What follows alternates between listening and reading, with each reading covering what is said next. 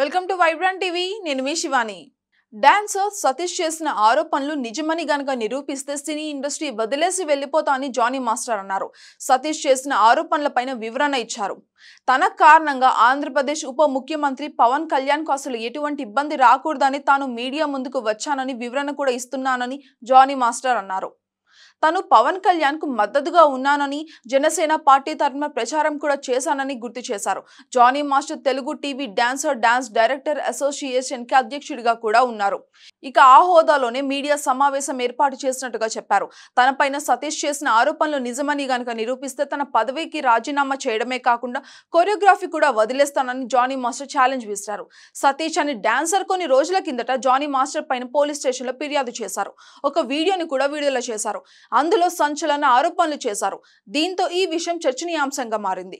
ఇక ఈ నేపథ్యంలో జానీ మాస్టర్ జూన్ 24న మీడియా ముందుకైతే వచ్చారు. వివాదం పూర్వాపరాలను మొత్తం వెల్లడించారు. అసలు ఏంటి ఆ వివాదం? ఇక్కడ నేను ఒక పార్టీకి, ఒక ప్రాంతానికి సంబంధించిన వ్యక్తిగా కాకుండా ఈ అసోసియేషన్ అధ్యక్షుడిగా నేను మాట్లాడుతున్నాను. మా యూనియన్ కోసం ఒక ప్రాంతంలో 5 కోట్లతో ఒక ల్యాండ్ అయితే మేము తీసుకున్నాము. అది సమస్యలో చిక్కుకుంది. ఇప్పుడు జానీ మాస్టర్ ఉంటే పెద్దలతో మాట్లాడేది తీసుకువస్తారని, హెల్త్ ఇన్సూరెన్స్ కూడా చేయిస్తారని నమ్మి నన్ను ఎంచుకున్నారు వాళ్ళందరూ. నేను అధ్యక్షుడు అయ్యి 6 నెలలు మాత్రమే అవుతుంది.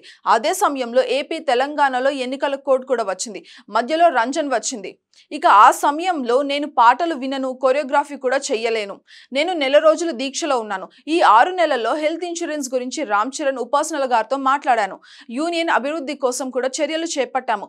పలు పనులు కూడా చేశామని జానీ మాస్టర్ చెప్పారు.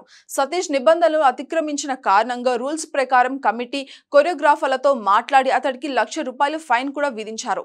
ఇక మా అసోసియేషన్ ఎవరికైనా ఇబ్బంది వస్తే నేను డబ్బులు ఇచ్చాను.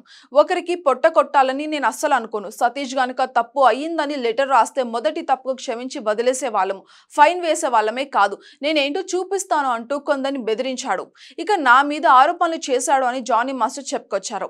ఈ 4 నెలల్లో కొన్ని పాటలు కూడా చేశారు. సతీష్ నా మీద ఒక వీడియో విడుదల చేశారు.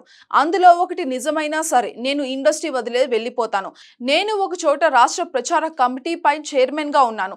నా వల్ల మా అధినేతకు ఇబ్బంది రాకూడదు. నా తరపున నుంచి తెలంగాణకు కూడా ఇబ్బంది రాకూడదు. అందుకే ఈ ప్రెస్ మీట్ పెట్టానని జానీ మాస్టర్ చెప్పారు. TFT-DDA ప్రధాన కార్యదర్శి శ్రీను దేవరా మాట్లాడుతూ తమది 33 ఏళ్ల చరిత్ర ఉన్న అసోసియేషన్ అని, దానికి కొన్ని రూల్స్ అండ్ రెగ్యులేషన్స్ కూడా ఉన్నాయని చెప్పారు. సంస్థ సభ్యులు ఎవరైనా తప్పు చేస్తే మేము చేయలేదనే బైలెన్స్ పుస్తకంలో ఉంది. మా సభ్యుడు జి సతీష్ నిబంధనలు కూడా వ్యతిరేకంగా బయటకు వెళ్లి ఇష్టం వచ్చినట్టుగా మాట్లాడారు. ఇక ఆయన పోలీస్ కంప్లైంట్ కూడా ఇచ్చారు. అది మాకు తెలిసిందే. ఇక ఇంతకు ముందు ఈ విధంగా జరిగిందే లేదు. ఎవరికి ఏ కష్టం వచ్చిన ఆఫీస్ బేరాల్లో మాట్లాడి పరిష్కారం చేసే వాళ్ళము. అది మా యూనియన్ పద్ధతి అని చెప్పారు. సతీష్ ఆ నిబంధనలను అతిక్రమించారు. ఇక మా సంఘంలో జరిగిన కొన్ని విషయాలు స్టేటస్ కూడా పెట్టారు.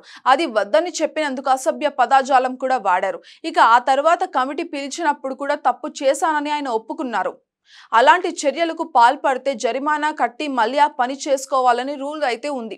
కానీ ఆయన అందుకు కూడా అసలు అంగీకరించలేదు. జానీ మాస్టర్ వచ్చాక బైలెన్స్ మార్పులే చేయలేదు.